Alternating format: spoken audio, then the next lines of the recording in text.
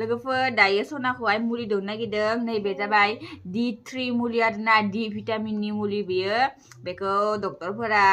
जोनोम जानायनिफ्रायनो दौनो होयो 1 बोसोर 2 बोसोरावसो दौखानांगोन आरोना खदाय डक्टरफोरा बेबायदिनो खोन्थाहरदो थ' बेखायनो दायो नैबेखौ दौनो नागिरदों मुलिखौ निखौलाय